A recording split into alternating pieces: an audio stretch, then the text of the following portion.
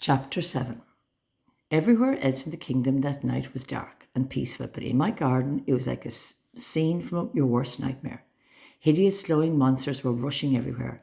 Fire-breathing dragons with elephant tusks were swooping down, trying to carry off my pigs. Giant green worms with legs and mouths were trying to gobble up my hens.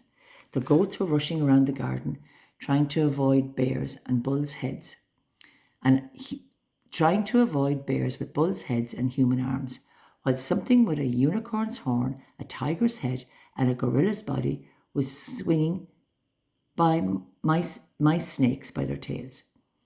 There was a glowing slime flowing over the roof and into the flower beds. A snowstorm blowing in one part of the kitchen, and the worst stink you can imagine coming from some weird plant that was growing through my chimney. But the worst sight of all was the prince, or rather the princess, because sometime in the afternoon he must have found the spell I'd shown him earlier. Remember the one where I made 2 copies of myself? And now there were 3 of him. One was bad enough, so you can imagine how happy I was to see 3. I looked on helplessly as the 3 Yuckee princes raced around the cottage and garden, screaming with laughter, pouring buckets of slush and slime over each other, and smashing and breaking everything that got in the way. I was only glad they hadn't decided to go into the town. I dread to think what they could have done there. The dame will kill me, I groaned as I watched the chaos below me. The dame will kill me. I have to think of something to stop this. Something, anything. Oh, someone please come to my rescue. Help me. And all this. And someone did, even though they didn't mean to. I'm bored, mourned one of the princes. Really bored. We've magicked up all the food we can eat. We've made swimming pools and caves in the cottage. We've wrecked the garden, created monsters. There must be something we can do to have fun. Something really horrid and wicked. What about a great, horrid giant, said one. Yeah, a great, horrid giant with a club, laughed another.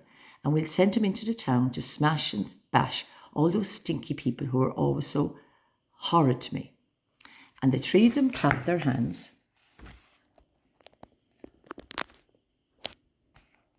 and ran around the garden shouting with horrid delight. Who? Shows what they know, I said to myself, desperately trying to think of something I could do to stop them.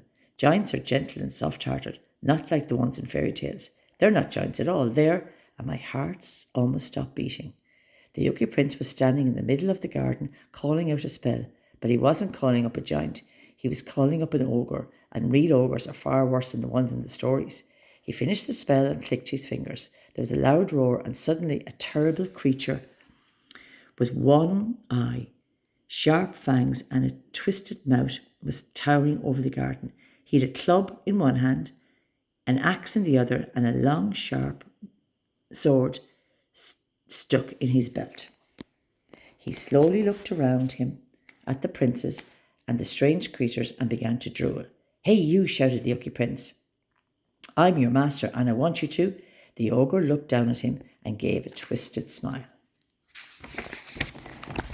Little man boys, he slobbered. Little man boys, me like little man boys. Now listen here, you big oaf, shouted the Yuckee Prince. I said I'm your master, and I want. The ogre didn't listen to him. He just looked round the garden, muttering, little man boys, little man boys, and strange creatures like them too. Me like little man boys and strange creatures. He put the axe down, swung his great 3-fingered hand, and snatched up the giant worms and the bear things. He opened his mouth, threw them in, and swallowed them all in one go. Creatures, nice, like creatures, and little man boys. He swung his hand again, catching the dragons and the thing with the unicorn's horn, and guzzled them in exactly the same way. Me like creatures, they nice, like little man boys too.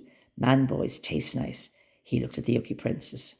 The princes began screaming and pushing each other out of the way as they dashed for the cottage. He scooped them up in his hand and looked at them. No, don't! Put us down, they cried. Please put us down. Don't eat us. The ogre licked his lips and drooled all over his pimply chin. Like little man boys, he mumbled. Nice, tastes good. Then he slipped them into his pocket. Man boys, nice. Not here. Find woods. Toast him. He lumbered out of the garden towards the hills, and in 3 giant, or is it ogre steps, he was out of sight. Serve the Yuckee Prince right, you say. Let the ogre eat them. He wasn't nice to anyone. Well, that's not very nice of you. I know he was bad, but I don't think anyone is bad enough to deserve that, although the Yuckee Prince came close. Anyhow, if he did get eaten, what would Dame Grimwood have said? I don't think it would have been, oh, good job, Whichway, good job.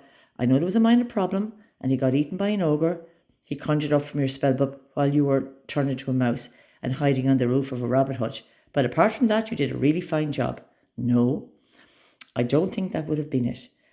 I just have to save him. But first, I had to find a way of getting off the rabbit hutch without killing myself. Now, if I'd been a real mouse, I'd have been off the roof and scampering down the side before you could say smelly stinky cheese. But I wasn't a real mouse, was I? I might have looked like a real mouse, squeaked like a real mouse, even twitched my nose like a real mouse, but I still thought like a young witch, and even the thought of trying to climb down from something that high made my knees start knocking. Sorry? What's that you're saying? A rabbit hutch isn't that high? Well, maybe not to you, but it is to a mouse. A mouse standing on a rabbit hutch would be about as far away from the ground as you would be if you were standing on 5 houses, placed one on top of another. Would you like to try running down something that big? No, I didn't think so, and neither did I. Oh, how am I going to get down? I moaned as I ran around the middle of the road. How am I ever going to get down? I soon found out.